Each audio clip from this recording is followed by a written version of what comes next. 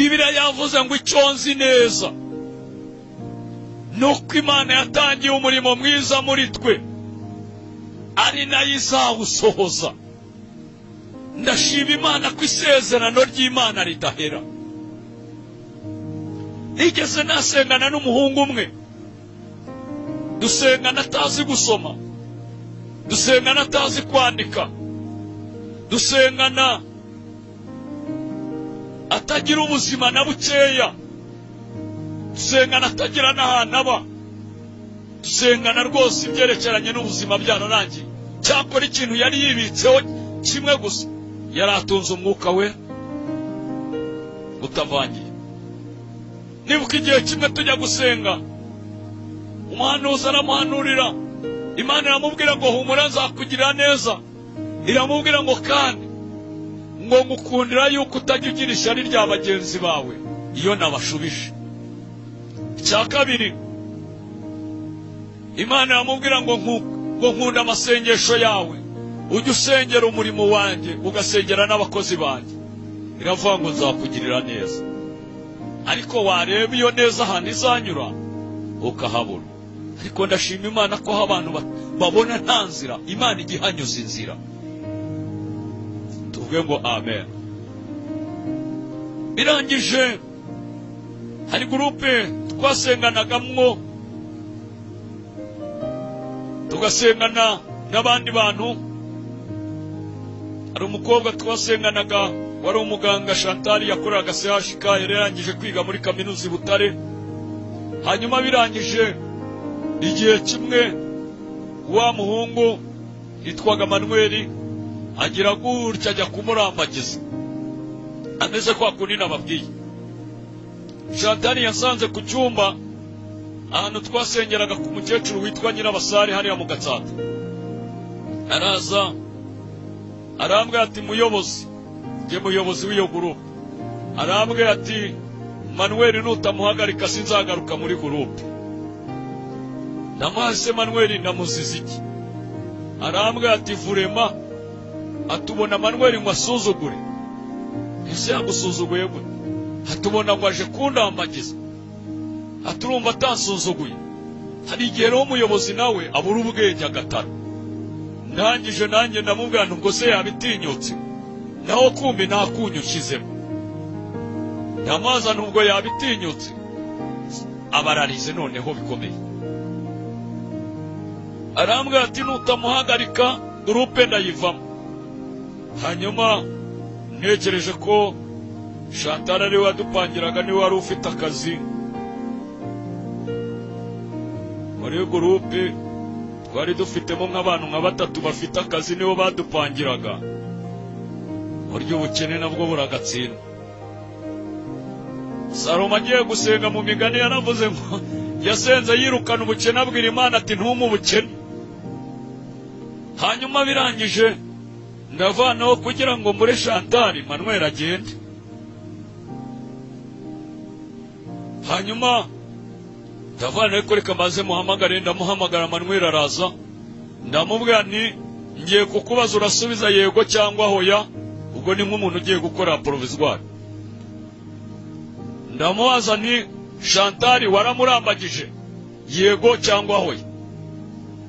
Arambwira ati ariko, ndamubwira asubiza yego cyangwa hoya ariko yihorera. Arambwira ati naramurambagije. Ndamubwira ntuhereye uyu munsi ndaguhagaritse muri gurupe, Chantal waramusuzuguye. Arambwira ati ariko urandenganije. Ndamubwira nti ushogoje umuyobozi ndongeye nanone ndaguhagaritse. Arambwira ati reka mvuge n'ubundi wampagaritse, ni nanone ndongeye ndaguhagaritse.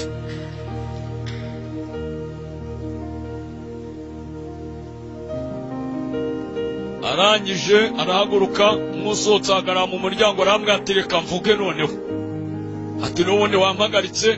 Arambwira ati muyobozi wacu urabona Chantal n'ubundi sinamutinyuka, jewe kumpagarika urabundenganije.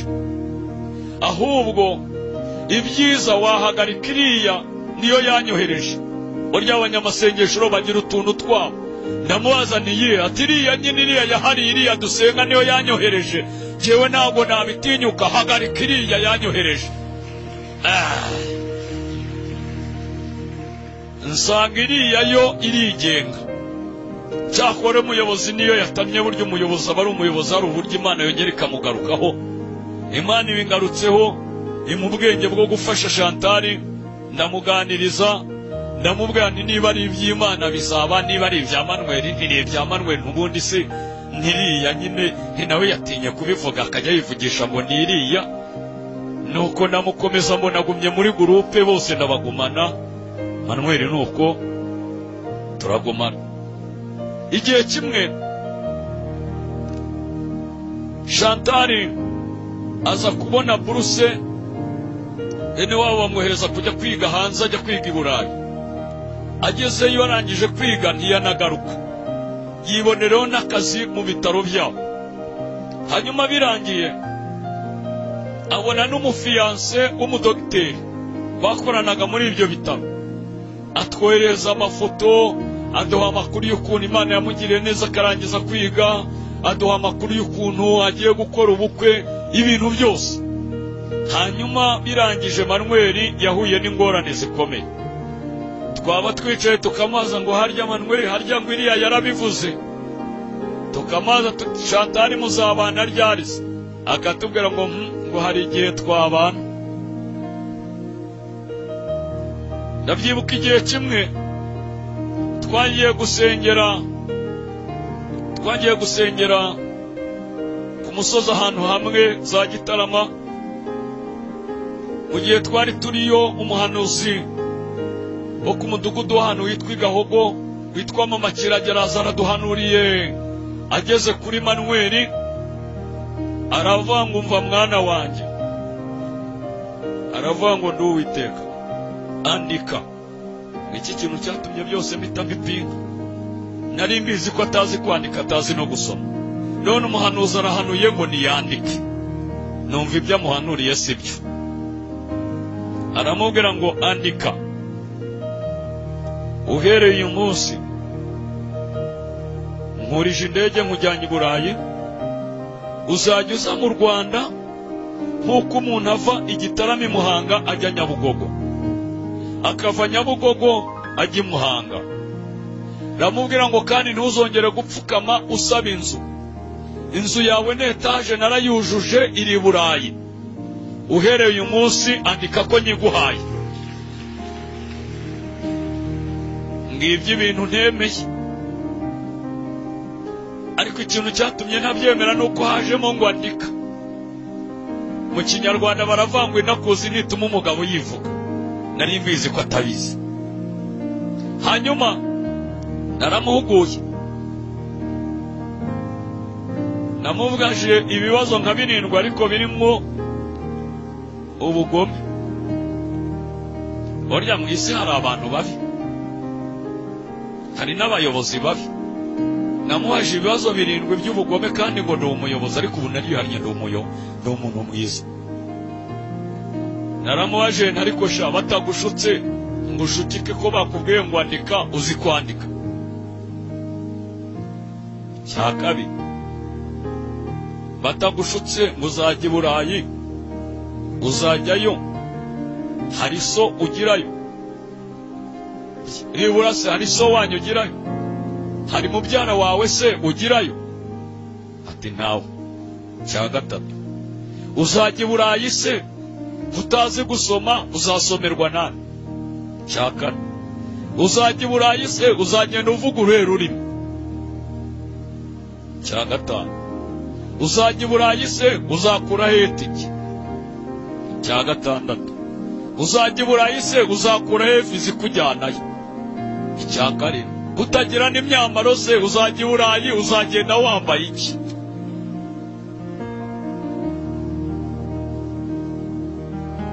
Arangije arandeba arambwira ngo hari igihe najyayo. Ndamubwanisha ntinujyayo nanjye nzajyayo. Burya rero abantu bazi kwiyemera. Nzajyayo se Imana ntiyanambutseho turi kumwe ikandenga ikagenda ikajya kubibwira Manuel kandi nanjye turi kumwe? Reka mabwire bene data ikintu ushimira Imana. Sifa kwa Mungu. ndashima Imana ko Imana igiye kuvugana n'umukristo idaca ku mudiyakoni. Ndashima Imana ko Imana igiye kuvugana n'umudiyakoni idaca kwa mwarimu. Ndashima Imana ko Imana igiye kuvugana na mwarimu idaca kwa pastor.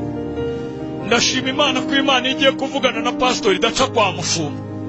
Ahubwo birasobanuye ngo mu mahanga yose uyubaha agakora ibyo gukiranuka, Imana iramwemera ikaza ikavugana nawe itanyuze muri iyo protokoli. Sifa kwa Mungu. Birangije igihe kimwe baradutumiye muri paruwasi ya Runda. Icyo gihe iyo paruwasi yaborwaga n'umushumba witwa Dukuzumuremyi Theogene. Ubu ni umukuru w'itorero hano muri paruwasi ya Nyanza kandi yahoze anakorera hano. Niwe wayoboraga iyo paruwasi. Baradutumiye mu giterane cy'abaririmbyi ba paruwasi yose cy'iminsi 2 dukozeho umurimo w'Imana. Birangije ngiye kumva numva turi ku munsi wa 2 w'igiterane, umuhanuzi barahanuye ndamwibuka umukobwa w'umwarimukazi muri primaire ku mudugudu ahantu bita Igihara. Aravuga ngo nimwumve mwabashyitsi mwe mwaturutse i Kigali, ngo harimo umwe ngo jyanye i Burayi, ngo narabivuze, ngo narabigambire no kubikora ndabikoze. Sifa kwa Mungu. Ndangije aho nicaye kubera ko ari gihe umuyobozi wa groupe ndavantu ubwo ni jewe.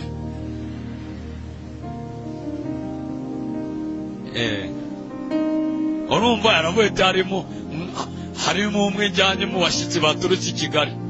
Ndavantu ubwo ni jewe. Ntabwo narinze ko Imana yavuga ku musivile iciye ku muyobozi. Ngiye kubona mbona umuhanuzi banavati ramuhungu yiyemeye mu mutima. Mbona umuhanuzi aratambutse ati nimwumve bwoko bwanjye, ati nimwumve bwoko bwanjye, ati nimwumve bwoko bwanjye, ati nimwumve bwoko bwanjye.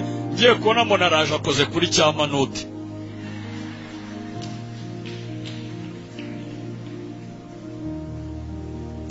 Aravuga ati mwana wanjye ni we twavuganye, ati kandi ibintu twavuganye mwana wanjye nacyabyibuka ntabwo nabyibagiwe. Ndashima Imana ko ibintu Imana yavuganye natwe twabyibagiwe. Ibintu Imana yavuganye nawe ntabwo yabyibagiwe. Ariko tuvuge ngo amen. Ndagira ngo masabe mu cyubahiro cy'Imana no mu cyubahiro cyanyu umpobere umuntu mwicaranye mubwire ngo ibintu Imana yavuganye nawe ntabwo yabyibagiwe.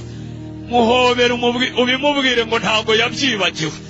Nubwo we wabyibagirwa ariko iby'Imana yavuganye nawe ntabwo yabyibagiwe. Twikirize tuvuge ngo amen. Hanyuma birangije tuvayo, tumaze kuvayo tuvuye yirunda.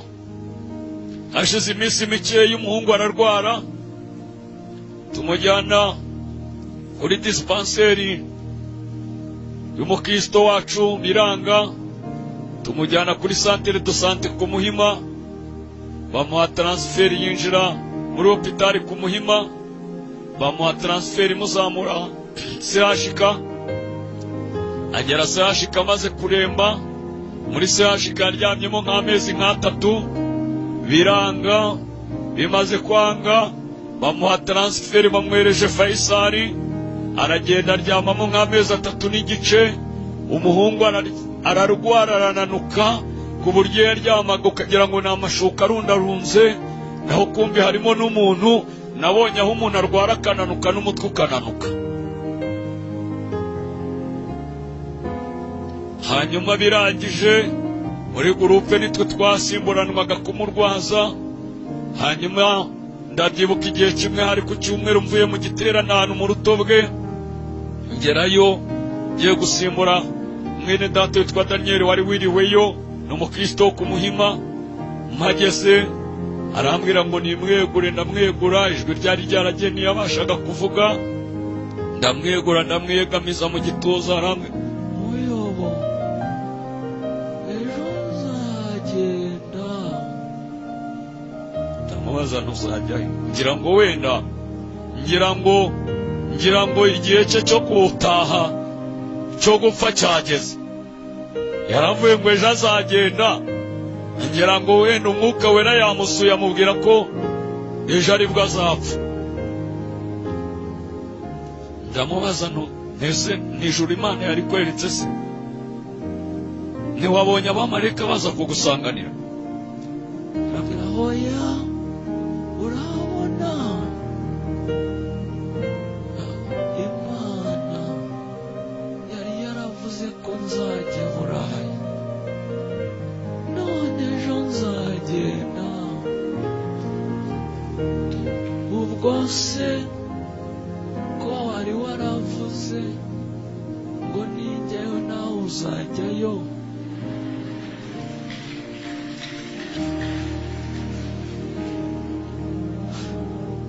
Ubwo nawe ejo uzagenda.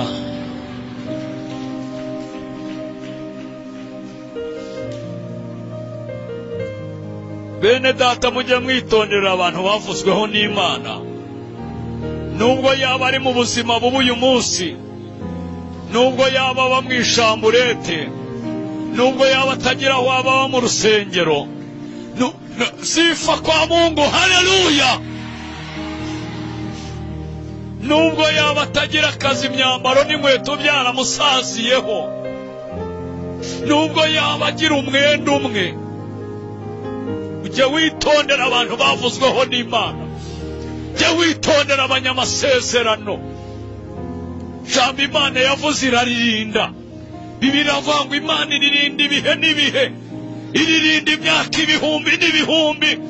Biravuga ngo icyo Imana yavuzeho kugira ngo gikurweho n'inyuguti n'imwe, biravuga ngo isi n'ijuru byakurwaho, ariko ijambo Imana yavuze rigahama. Bibiliya iravuga ngo urufatiro rw'Imana ruracyahagaze, kandi rwanditsweho aya magambo avuga ngo Uwiteka, Uwiteka, Uwiteka, Uwiteka, Uwiteka, Uwiteka azabe urufatiro rw'Imana, urufatiro rwanditsweho abavuganye n'Imana, urufatiro rwanditsweho abanyamasezerano, urufatiro rwanditsweho ababana n'Imana. Ruracyahagaze, ruracyahagaze mama, ruracyahagaze papa, ruracyahagaze, ruracyahagaze. Kandi ntabwo ruhagaze gusa, ahubwo hari n'ibintu birwanditseho bivuga ngo Uwiteka, Uwiteka, Uwiteka, Uwiteka, Uwiteka. Aba ngaba arabazi. Niyo baba ari imfubyi, Uwiteka arabazi. Niyo baba abapfakazi, Uwiteka arabazi. Niyo baba batagira shinge na rugero, Uwiteka arabohe. Tuvuge ngo amen, haleluya. Hanyuma birangije arambwira ngo nindebe, arambwira ati ni wowe uzi gusoma, areba impapuro aho ngaho, musoma urebe. Ndareba impapuro, ndareba se yewe nize ubuganga, ko abaganga nabo bagira systeme bandikamwo umuntu w'umupipo nkanjye utamenya ibyo ari byo. Hanyuma birangije hari umuganga dusengana, n'umukristo wa Kimihurura, ndamuhamagara akora Faisal, mubaza ibyo bintu ibyo ari byo. Arambwira ati nta makuru mbifiteho. Mpamagara undi muganga nanone ukora Faisal, nawe dusengana, n'umukristo wo ku Gasave, ndamubaza. Arangije niwe wampaye amakuru. Hari abaganga b'aba specialiste bari baraturutse i Burayi, igihe cyabo cyo gutaha cyari kigeze. Barangije bareba uwo muhungu, baravuga bati indwara y'uwo muhungu niyo kujyanwa i Burayi, turamwisimamira tumujyane. Bajya muri minisante, bajya gusaba ibyangombwa, bamushakira ibyangombwa. Hanyuma babibafashamo, minisante imuha pasiporo, bamushakira visa. Nuko birangije mu ncamake nuko nguko umuhungu yagiye. Buracya mpamagara bene data dusengana, turagenda turamuherekeza. Twageze Faisal mu masaha 7, agomba kugenda n'indege yo mu masaha 9. Tugezeyo turategereza, bamushyize mu modoka, natwe tugiye inyuma turaherekeje. Tugeze i Kanombe, tugeze ahantu noneho tudashobora no kongera no kumukoraho, ari uguhagara ahantu hejuru iriya, ari ukurunguruka nka kwa kundi Bibiliya ivuga ngo nitugera bo mu ijuru ngo abamarayika bazajya barunguruka baza ngo abone ibande kandi bavuye hehe. Nanjye narungurukiraga ahantu hejuru, najya ndeba nuko birangije baramuteruye bamushyize mu ndege. najya ambaza ngo azagenda yambaye iki, muca intege burya ibyawe Imana izi uko izabigenza. Sifa kwa Mungu ntiyagiye yambaye igipantaro cya Faisal n'igishati cyawe.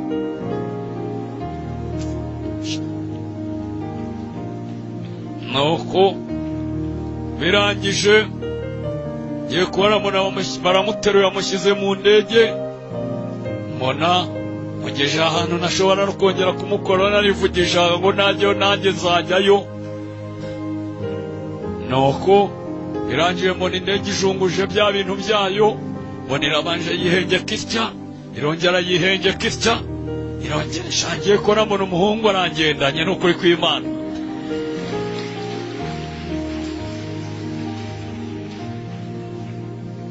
tuvuge ngo amen, twikirize haleluya. hanyuma Bibiliya mu mubwiriza aravuga nk'uko utamenya uko amagufa y'umwana akura mu nda y'umugore utwite, ntumenye inzira z'umuyaga, ntumenye ububiko Imana ibikamo urubura. Sifa kwa Mungu. ntumenye aho Imana yirirwa iyo bukeye, ntumenye aho Imana irara iyo bwije. Sifa kwa Mungu.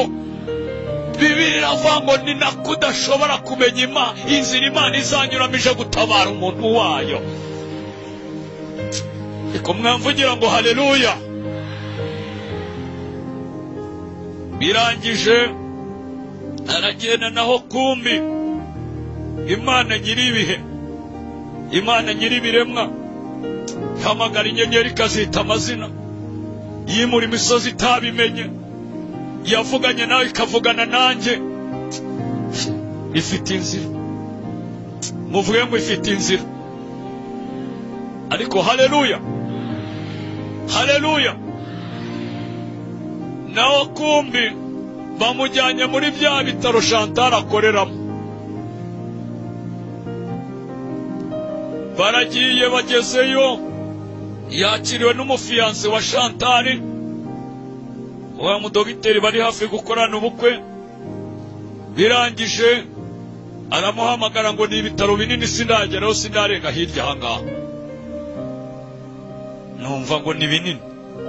birangije aramuhamagara ati hano haje mwene wanyu wo mu Rwanda. Chantal ngo araza asanga igihungu aho kiryamye kikubakubye ku gatanda, cyararangiye. muri ya mvugo y'iki gihe babyita kujogoka, cyarajogotse.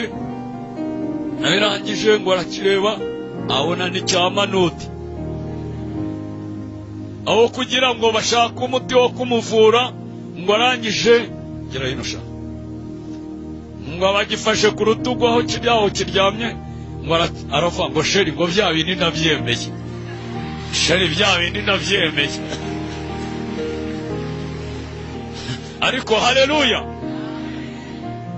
igende cya gihungu na cyaho kiryamye, ngo kigiye kumva ibintu, cyumva hari ibintu biturutse mu kirere, cyumva hari n'ibindi biturutse hasi. mu kigiri kibabyita ibipatosi, patosi ni imbaraga z'umwuka. Sifa kwa Mungu. ngo agiye kumva yumva ibyo bintu by'ibipatosi birahuriranye, bimwe biturutse hejuru n'ibiturutse hasi, bihurira muri santere yitwa umutima. ngo agiye kumva yumva biramuteruye, bimuvanye kuri ka gatanda, atangira kurashya nk'inkoko ishaka aho gutera. aramati kuko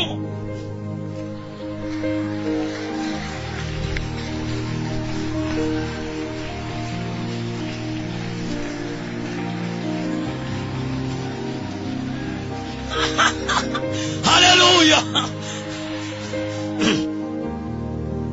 hanyuma umuzungu aravuga ati c'est pas possible. why? habaye iki? aravuga c'est pas possible. ese Imana yacu ko igikora ibintu biri impossible. Sifa kwa Mungu. birangije Chantal aravati uyu muhungu n'iwacu mu Rwanda, yarandambagije ambwira ko ari Imana yabimubwiye. mu gihe twapangaga ubukwe nabwiye Imana ngo niba ari we wabivuganye na Manuel uzamuzana inahangaha nge nawe tutarakora ubukwe. None Imana iramuzanye, ibyanjye nawe birahagaze byimukiye ahangaha.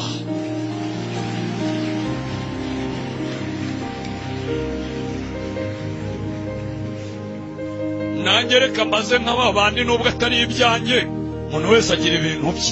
Imana irakora cyangwa ntabwo ikora. Sifa kwa Mungu. Hanyuma birangije wa muzungu ngo aravuga ati iby'Imana ishyigikiye ntabwo ari byo wabitesha agaciro. Ya nzu yanjye etaje twari kuzabamo ndayibihereye muzayiberemo.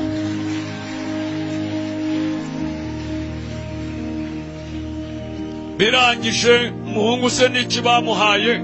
Za antibiyotike bamuhaye gusa, bakamukwikira antibiyotike ukagira ngo inahangaha ntayahari. Yarangiza agakira bakamuhata n'icyaha. Urumva yari afite n'inzara nk'imyaka 90 cyangwa 1. Barangiza bakamuhata antibiyotike n'ibiryo, umuhungu akitamuramo umusore mwiza.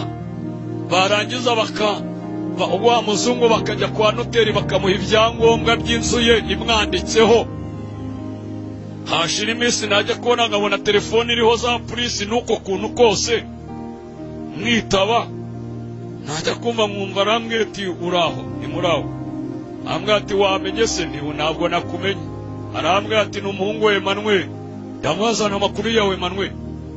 Arambwira ati ni meza. Arambwira ati ubuse nta kintu umwuka akubwiye? Ntacyo ambwiye.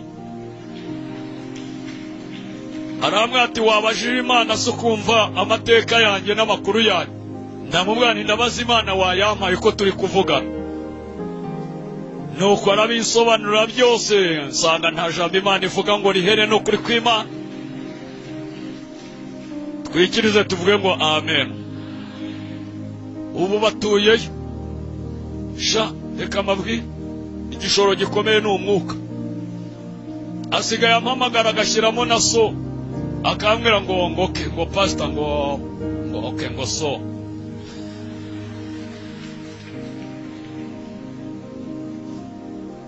Sifa kwa Mungu. Haleluya. Birangije arambwira ati wanyigishije gusenga. Nabaga mu nzu ya mama Madede iruhande rw'urusengero rwo ku Muhima kuri ADPR. Hanyuma birangiye arambwira ati wanyigishije gusenga, shaka hano ikibanza nkuguriye ikibanza ngo udufaranga wubaka. Buriya rero mubona ku mugoroba i Kigali amatara yaka, burya haba harimo n'iryanjye riba riri kwaka. Nyesha Manuel. Haba harimo n'iryanjye Nyesha Manuel n'Imana bafatanije. Ariko haleluya, haleluya. Imana irakora cyangwa ntabwo ikora?